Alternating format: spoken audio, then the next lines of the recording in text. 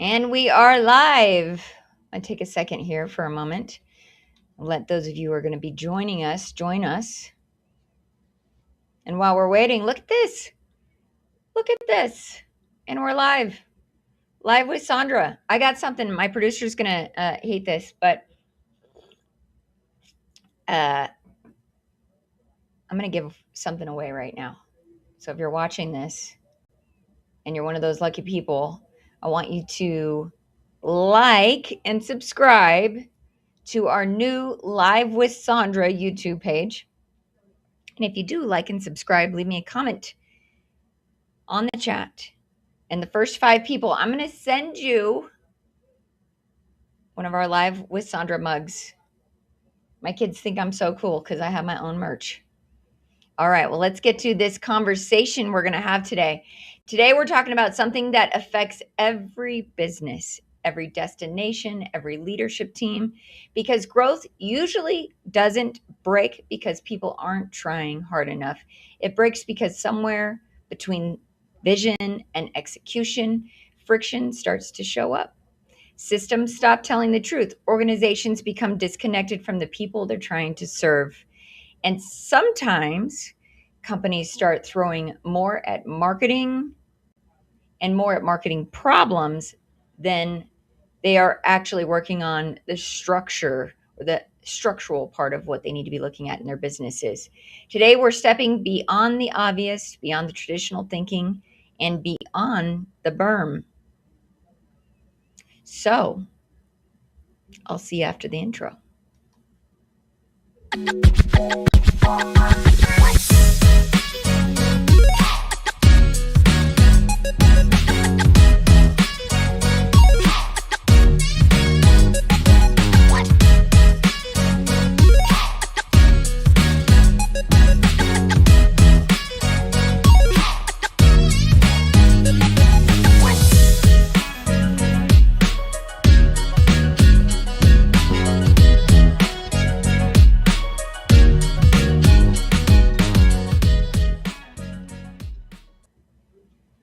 All right, we're back.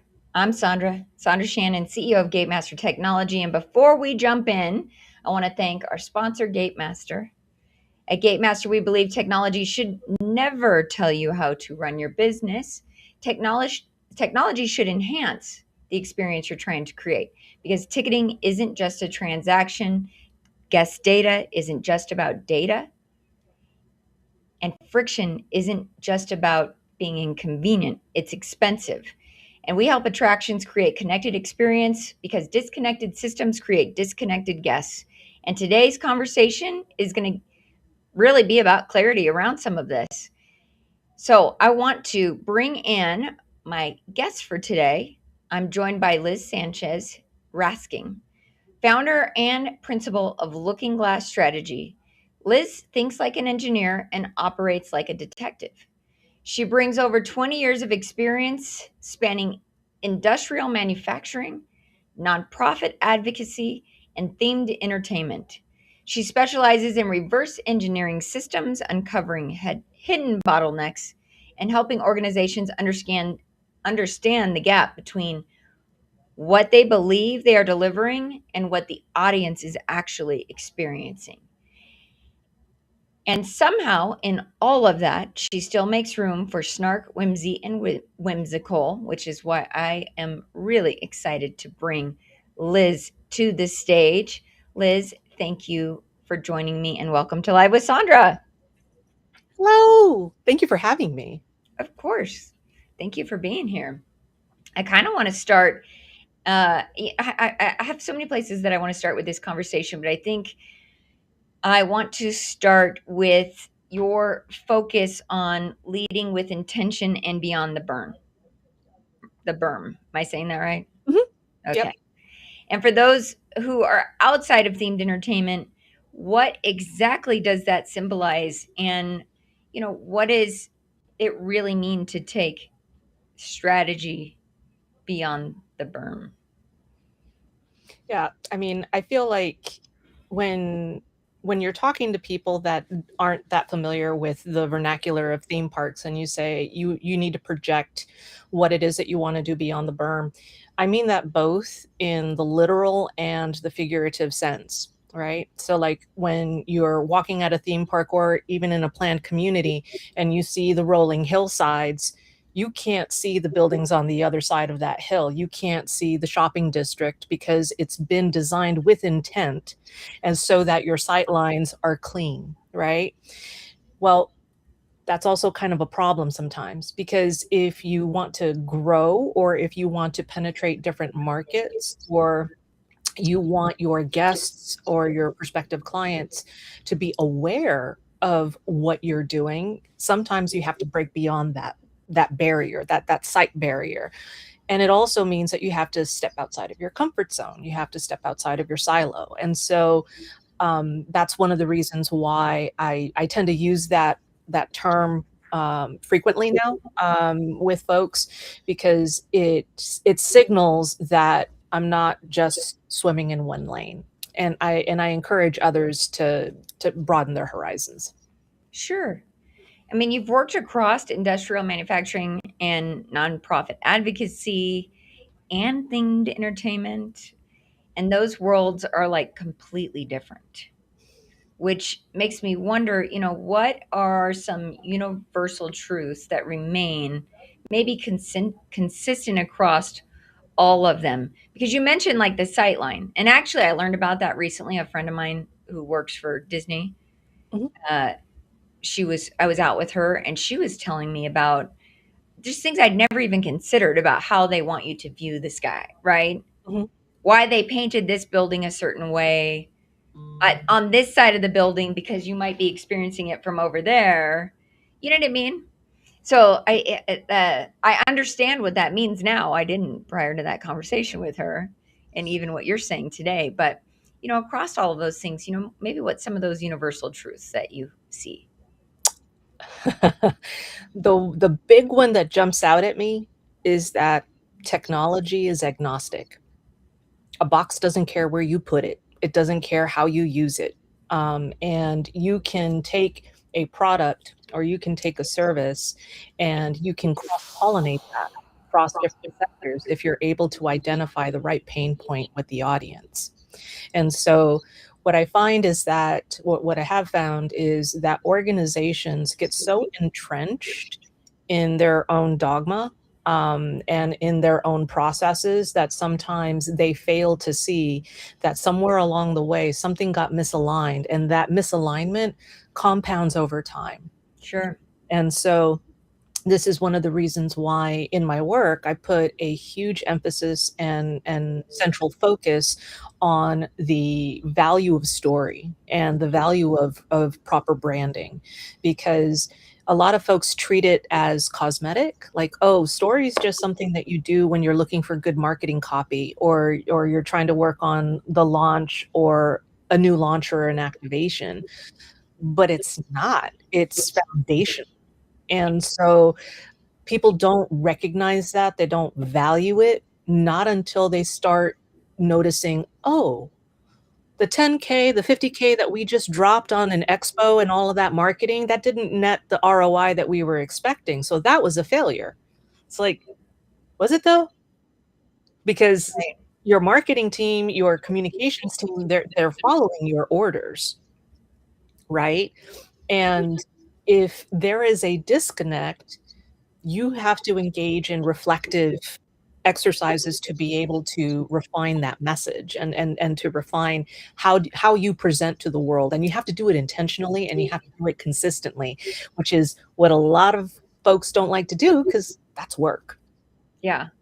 Let me ask you, because I think it's interesting that you brought up the alignment piece, especially when with regards to marketing. And I've had a lot of booths over the years, and I that resonates with me with regards to the ROI on that. But also what I found is that a lot of the marketing that we do that maybe isn't giving us the ROI is still out there building trust if you're telling the right story. Mhm. Is that what you're saying? Yeah. Yep. Right.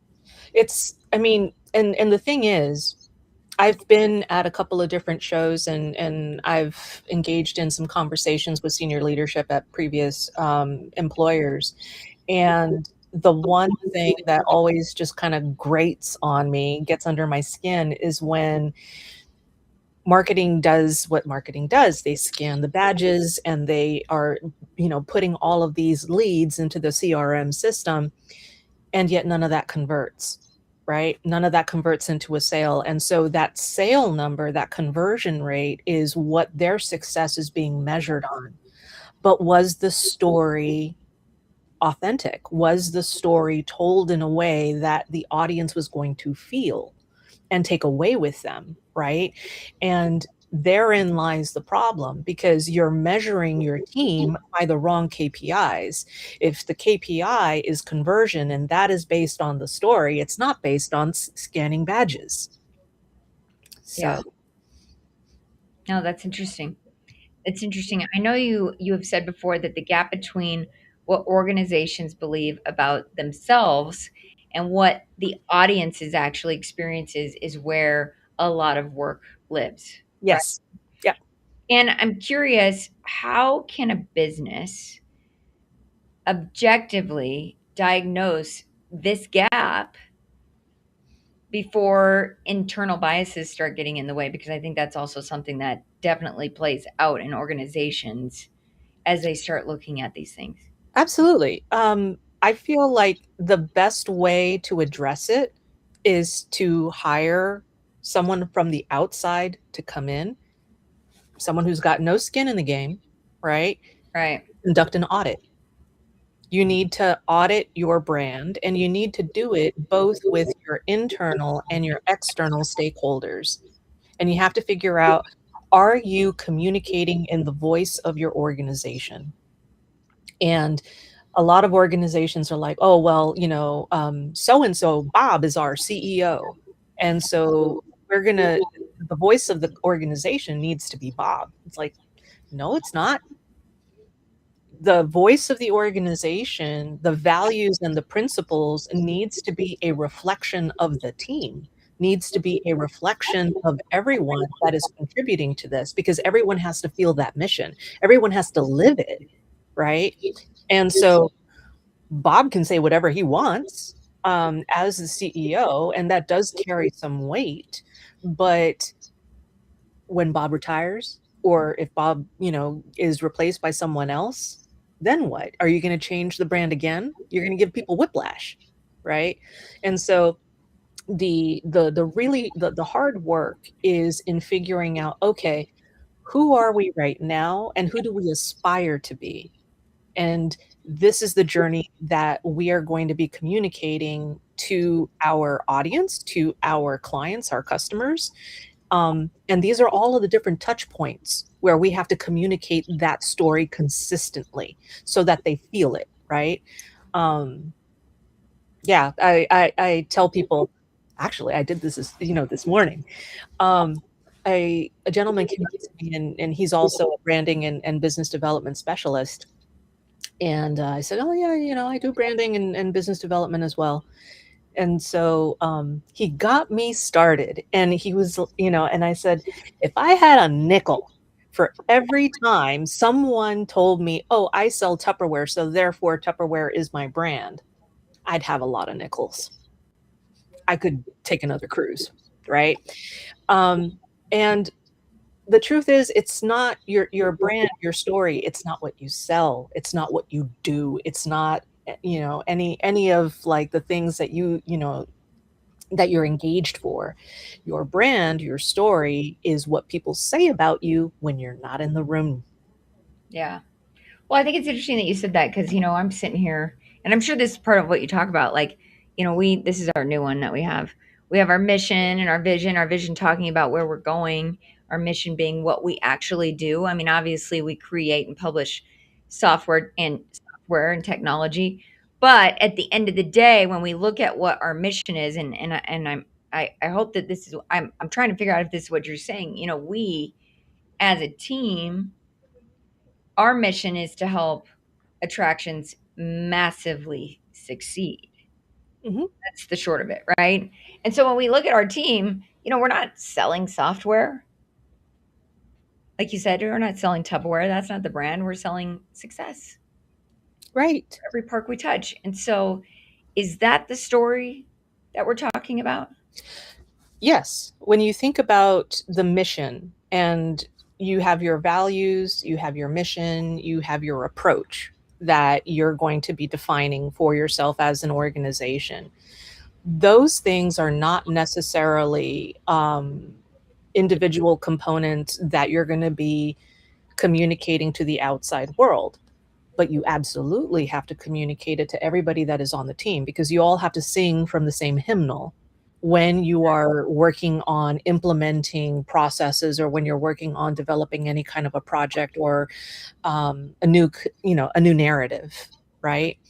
And so I love this old example, and I forget where I heard it exactly, but I feel like it was during the Apollo mission, and someone was essentially interviewing all different kinds of folks within NASA, and they were asking, well, what are you, what do you do here, at Mission Control, or what are you doing here as an engineer?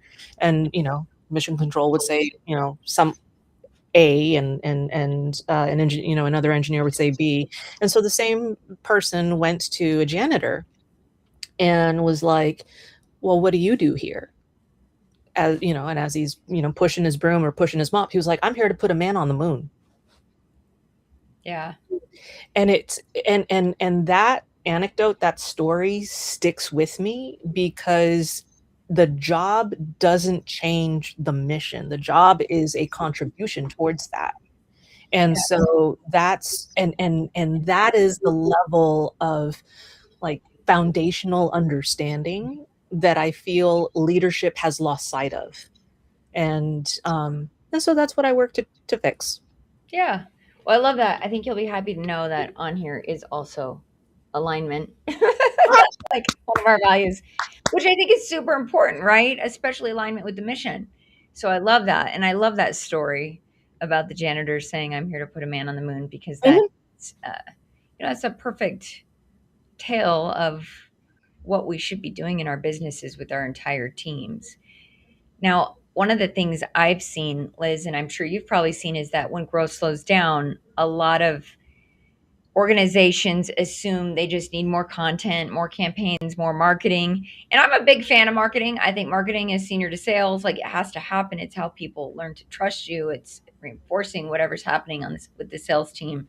It can hopefully make the sale faster and easier, right? Mhm. But when it's slowing down and they just increase all those things, why do you think businesses default to buying more or putting more into marketing than rather than looking at the foundational strategies that need to be fixed?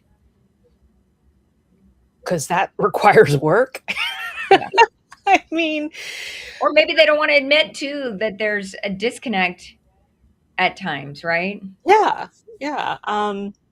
What I would say is, and I have been in situations like that, where you're not hitting your numbers, you're not hitting your quota for the quarter, and you're like, "Oh, okay, well, then we're just gonna have to do a larger ad spend, to try and bolster that." Okay, that's one way of doing it. The other way of doing it is figuring out, or performing a postmortem on your failed conversions, right? Like your lost deals. Why did they say no? And one of the things that I've since, grown to appreciate is that sometimes a client saying no is worth more than getting the PO, Sure. because that no is going to help calibrate or help you course correct if you need to, as a result of hearing that over and over again, because then that's a trend, right? And so companies are not investing in that really intense and rigorous analysis of, that point of failure analysis. And just based on my background, I can't live like that, right? I have a traditional. I am not a business person. Like, I like to play one on TV though. I have a traditional engineering background, and so I'm a chemical engineer by education and training. And so one of the things that we've we've been drilled, like gone to boot camp to learn this, is you always have to maintain the bird's eye view of the entire process, of the entire landscape. And when you do, you're going to have your inputs, you're going to have your outputs, and when you have your outputs, you're going to have waste, right? And so what are you going to do? Are you going to route that somewhere else to be treated, or are you going to recycle it back into your vessel where you're trying to cook something up? Well, the same thing is analogous within the business community, because when you are launching a go-to-market strategy and it's not hitting the right notes for you, are you getting that feedback? What are you doing with it? Is it just going to get put in an executive summary somewhere, or are you going to loop that feedback back into the process so that you can continually improve, right? And these are exercises, these are processes. It's not a magic switch. It takes work, and it takes patience too. Mainly because folks tend to think, okay, well, if I throw a certain amount of money at pay-per-clicks or paid media ads, then it should net XYZ. And I'm thinking, okay, what are your assumptions here? What's the market that you're trying to communicate your story to? Are those aligned? Because if they're not, it doesn't care how much money you throw at it. It's just not going to work. Yeah, if it's not resonating, Yeah. for sure. Well, going back to kind of your chemical engineering background, which is really fascinating to me and a very cool part of your story, when you look at organizations and how you're reverse engineering systems and identifying how bottlenecks in leadership exist, I'm trying to think of how to ask this question. How does that help you in solving that for them? Like, what is that? Yeah, I'm just curious how all that works together because I don't know. Does that question make sense? I think what I'm understanding is, how do you go from process engineering to social engineering, Yeah. right? And for me, it all boils down to one word: equilibrium. And so when you are designing a chemical process, when you're designing a flow system, a system that is based on flows or any kind of a reaction, you're maintaining the chemistry of that vessel, and you have to pay attention to all of the different inputs that are in there, like the concentrations, the qualities, the amounts, and then you have to decide, okay, what percentage of yield is going to be appropriate or acceptable, for your product. But when you're talking about humans don't always, follow the rules, right? But the essence, or at least the comparison or the analogy, that you have to maintain the chemistry, that's still very much true. In Yeah. order to be able to create something, you have to make sure that everybody on the team is basically aligned and committed to seeing, the delivery of that come through. And within chemical engineering, I also had the fortune of being I was trained in process controls. So essentially, that is the the electrical side of things. So like valves, safety valves, temperature gauges. Like if this happens, then trigger this. If this overflows, then trigger that. Right. So like there's all of these if then loops that you kind of have to build into your process so that you can handle contingencies and you don't blow things up, right? Yeah. Well, that's one of the reasons why when I reverse engineer processes to help people make whatever goals they're trying to go after, my contingencies have contingencies, right? And so all of that gets mapped out visually, because I'm a visual person, and that is how you get people's buy-in, because you're not prescribing something to them willy-nilly. You're communicating to them, this is this is the composition of the team and the energy that you need in order to accomplish something. Are you making it or are you not making it? And where do those adjustments need to happen? Um, that's time intensive. That requires a lot of well, a lot of like insight, mapping sessions and so forth. And so I think that when organizations are trying to look for the the fastest way to hit a number or pull in revenue, I'm like, if you do, you're lucky. Because like in business, there's no such thing as an overnight success, right? Um, Everything takes time, and marketing, advertising, these things, and branding, these things are not a switch that you just kind of like, you flip it on and it's like, oh, magic. No, it's more like a bank account where it compounds over time. It's an investment.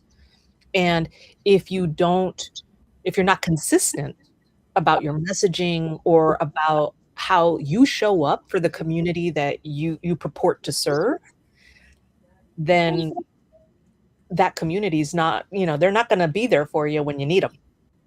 Well, I mean, even if you just go back to like the algorithms, right? For searches, search engine optimization. I mean, if you have a strategy or a voice that you're trying to put out there that is it's going to take months before the work comes in, the work that you've done comes to fruition, because you've got to, one, allow the algorithm to pick it up, and it's going to be searched, and all of those things. So I think it's interesting because it isn't just about throwing it out there. Some of it is going to take time to see the full results of it. But if you're going to do that, you want to do it right, because it is going to take time, Yep. right? And you don't want to feel like you have to constantly course correct. And I feel like this is the reason why establishing what your authentic story is and defining your brand the right way from the get-go is so critical to the success of individual organizations or programs. Yeah. Um, no. Yeah. I mean, I love that. I'm curious, for companies that are outside themed entertainment and organizations that want to create immersive and more memorable experiences, it's one of the first steps towards applying what you've learned in themed entertainment to thinking with intentionality. I feel like, well, right now, one of the sectors that I'm focusing on pretty heavily is travel, tourism, hospitality. And I was just recently down at Sea Trade and was having some fairly frank and open discussions with destination management companies and various ports of call.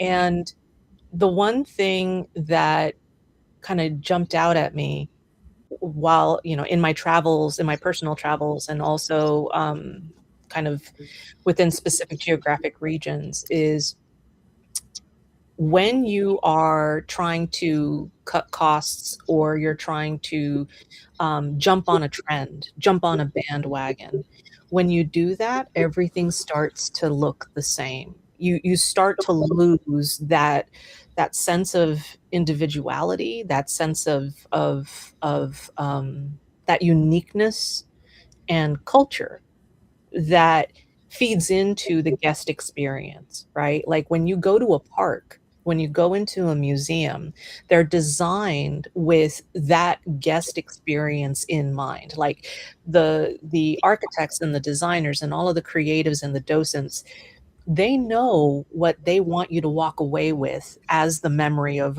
being in that space.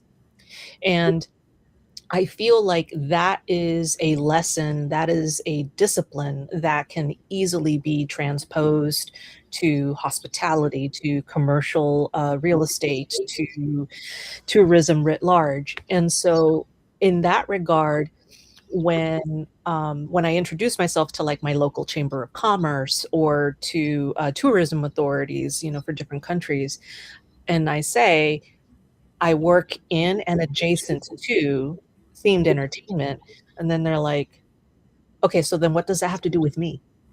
Right? Like, I don't I don't have a roller coaster and I don't sell cotton candy, so I don't understand why you're here.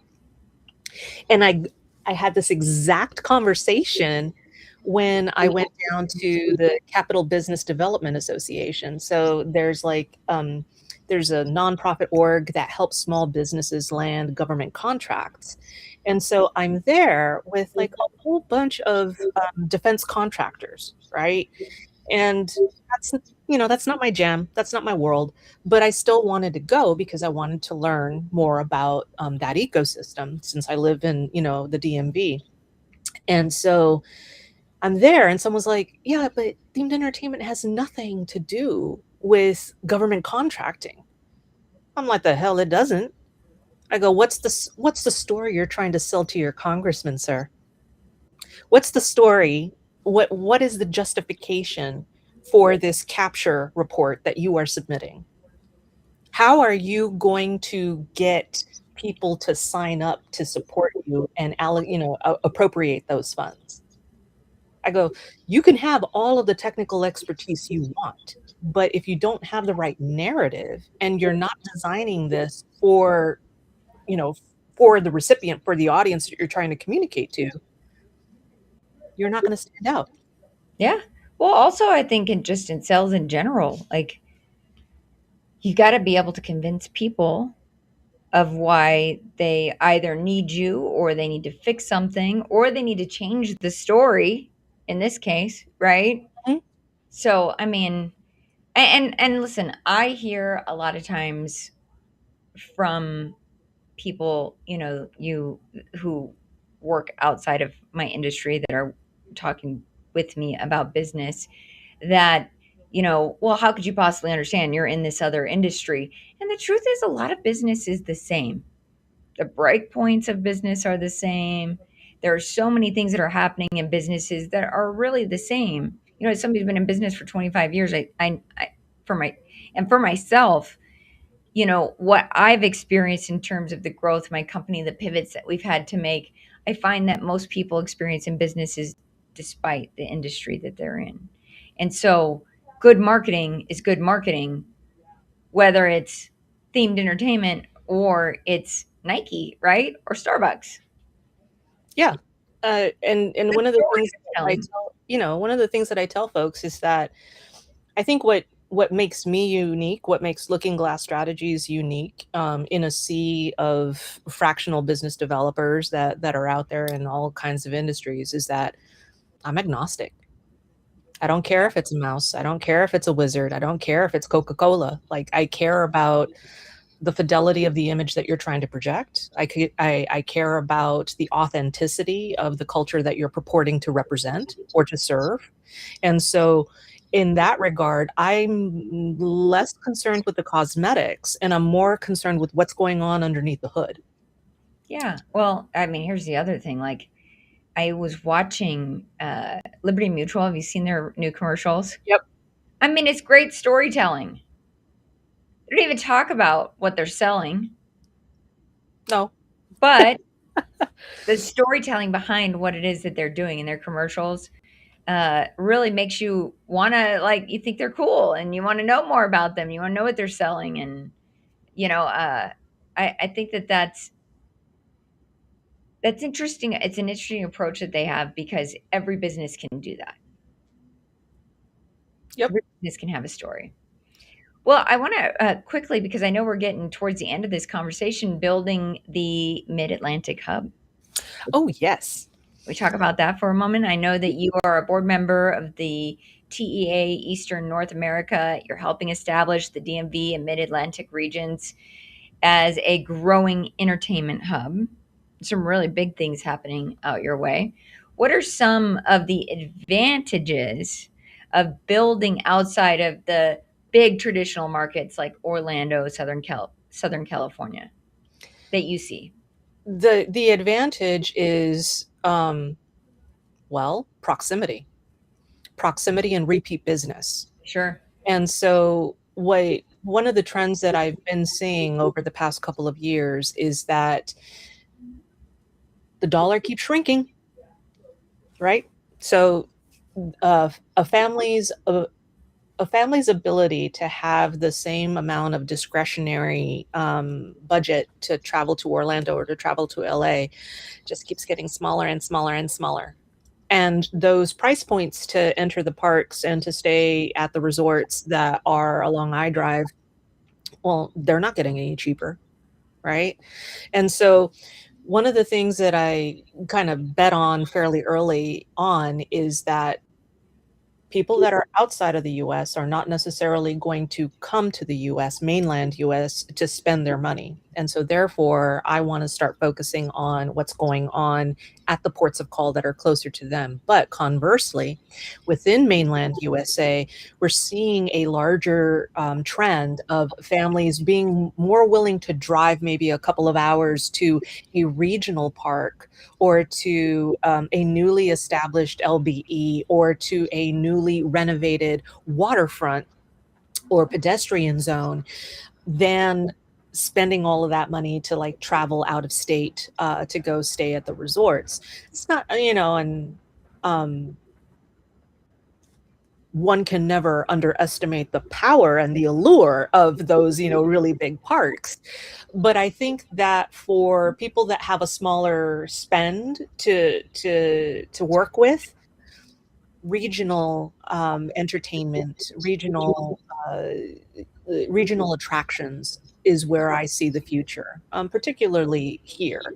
And one of the reasons why I want to focus on the DMV as a regional hub for themed entertainment is because, well, all this time I have been apologizing to people that, no, I'm sorry, I don't live in Orlando. Yes, I am from LA, but I live in Maryland, right? And so like I always had to apologize because I was living here. But the difference now is we're getting a mini sphere. Yeah. We're getting the mini sphere down in National Harbor. And so now there's all the chatter of hospitality groups, commercial real estate groups starting to figure out, okay, so then how are we going to get more heads in beds, right? How do we turn this into essentially like a really strong revenue stream for ourselves? A destination. Exactly. And so there is an official like initiative being put on by the state of Maryland to make Maryland a destination to visit for leisure, for entertainment, for culture. And as a result of meeting with folks at my local chamber and also speaking with representatives of the Baltimore Tourism Authority, I just realized, I went all the way down to Seatrade to learn the ins and outs of talking to tourism authorities, and I could have been doing it the whole time, like in my backyard. And so it was kind of that thought that just reinforced my commitment to speaking with other companies that are either fabricators, manufacturers, or like media producers that are out here. I think because we're not New York, we're not Orlando, we're not LA, a lot of the entertainment companies that are out here don't know about each other. And so I want to kind of like lift that up. And I don't just want to do it for Baltimore because not everybody's here, right? Like Sure. Mid-Atlantic is DC, Baltimore, Philly, South Jersey. I claim South Jersey. That's awesome. Well, I have to ask you this because I know you have a workshop called Speakeasy Storytelling coming up. And I know you've said you can't live without snarky whimsy and whiskey, which tells me you probably do walk into strategy meetings a little bit differently than most people, right? And I'm curious about two things. One, I want to hear about this event, but also how do these elements help leaders lower their guard and create better conversations? And is that something that you're going to be talking about at this workshop? Yes, to all the things. I am going to be teaching or co-facilitating a workshop with my business partner, Jared Wells. And it is called Speakeasy Storytelling. And surprise, surprise, it's going to be in a speakeasy. And so one of the things that I was grappling with is being able to bring people from completely different industries and sectors and backgrounds into the same room, right? Because I could have an entrepreneur that works in the medical industry. I could have a contractor that's trying to become a prime for a government contract, whether it's state or federal, or it doesn't matter. Or I could be supporting a company that's trying to do a new product launch. All of those personas are incredibly different, but the mechanics and I would say the lessons that undergird the development of branding and the development of story, that's all the same. That's Yeah. evergreen. And so I decided with my partner, I'm like, hey, let's do something weird. Let's do something a little wacky. And here's why. Because if you have all of these different folks that on paper have nothing in common, but they're all attracted to the allure and the mystique and the intrigue of getting a professional workshop done in a speakeasy and it's themed, that's what they have in common. Like that openness to be vulnerable in a room with other people that are there for the same reason. Yeah. And so that lowers the temperature, that lowers people's guard. Because if I have no problem getting up on stage and looking silly, then and you know, I have done that. I mean, I do it like once a week. No, right? Like, is it Tuesday? Right? And so the reason why we're structuring it the way that we are is because we think that there are very valuable lessons for everyone to walk away with. But if we were to market it as this is business development for the healthcare industry, well, then you shut everybody, in construction out.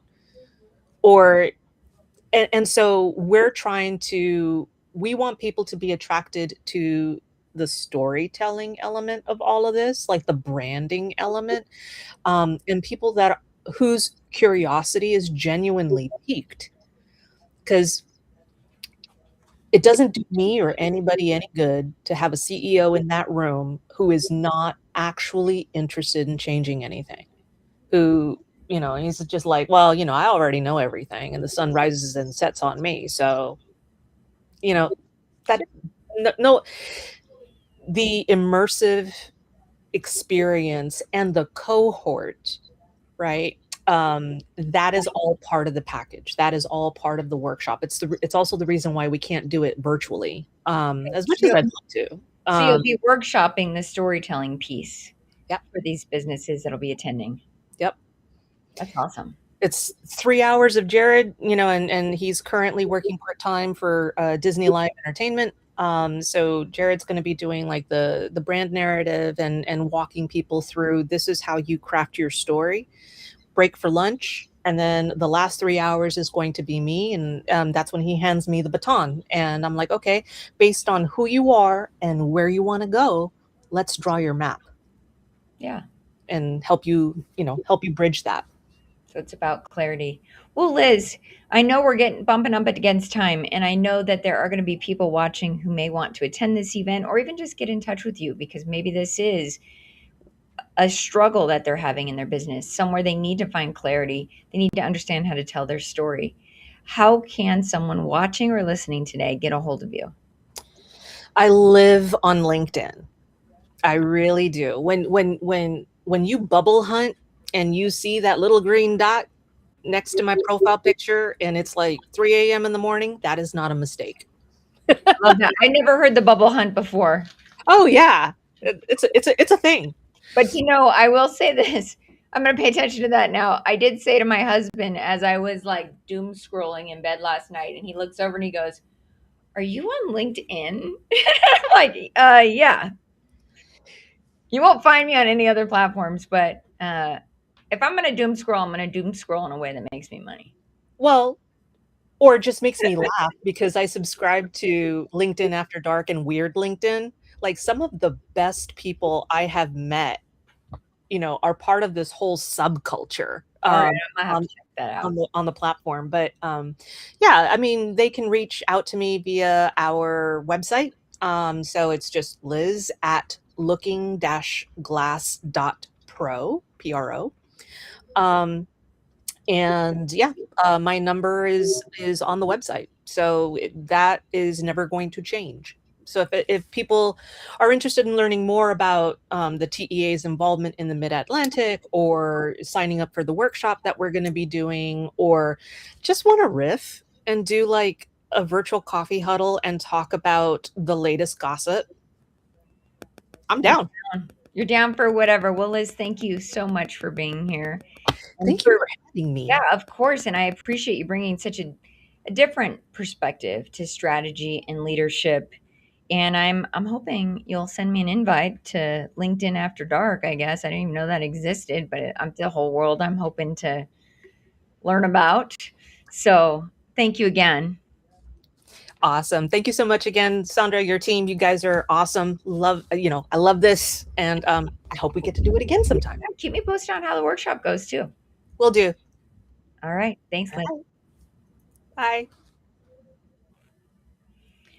All right, folks, everyone watching, I'm curious what really stood out, at least to me today, is about growth. Sometimes isn't about doing more, it's about understanding more, getting clarity, finding friction. We talk a lot about that, finding the disconnects in your business, and maybe finding where the gaps between what we think we're delivering and what people are actually experience exists. At Gatemaster, we do see this every day because guest experiences don't break in one place. They break across systems, they break across moments, they break across your teams. And when those things don't align, and the experience doesn't become stronger. And when that's what we want to see, we want to see an experience become stronger because it is aligned. Organizations become stronger because of alignment, and growth becomes more sustainable. I'm Sondra Shannon, and this is Live with Sondra. Thank you for being here. I'll see you on the next show.